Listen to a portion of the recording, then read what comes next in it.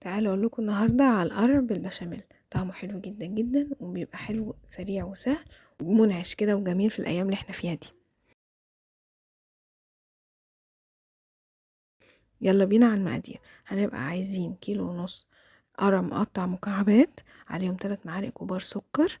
نقلبهم كويس مع بعض بالشكل ده، وبعد كده ندخلهم التلاجة لليلة كاملة. بعد كده تاني يوم نحطهم على النار في حلة ونحط عليهم كوباية سكر، واول ما تبدأ القرع يطلع ميته نحط عليهم معلقة صغيرة بيكنج صودا او بيكنج باودر، هيدونا هما الاتنين نفس النتيجة. بعد كده نسيبهم على نار متوسطة لهادية لغاية ما يتقل معانا القوام.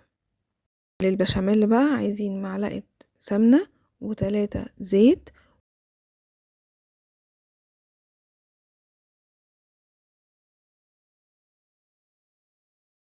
نحط عليهم 3 معالق كبار دقيق.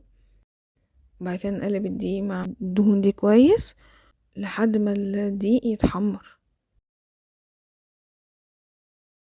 وبعد كده نضيف عليهم 3 كوبايات لبن بالتدريج واحنا بنقلب الدقيق.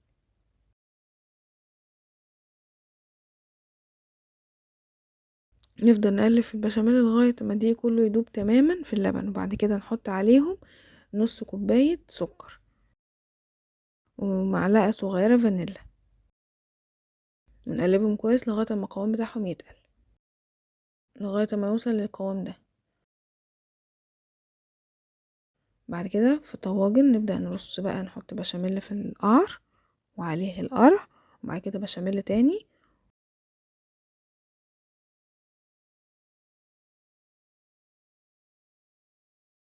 وهنرش من على وش البشاميل حبة سكر، هيكرمل وهيدينا كراست حلوة جدا. طبعا انتوا تقدروا تحطوا عليه مكسرات بس انا بحبه سادة.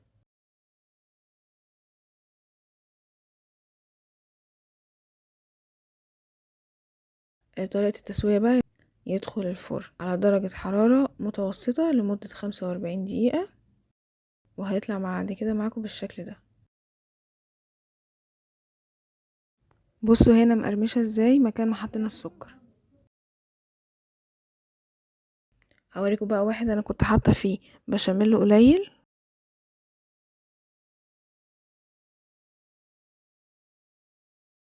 بصوا بقى التاني كان مليان بشاميل. انا بفضل البشاميل يبقى اكتر.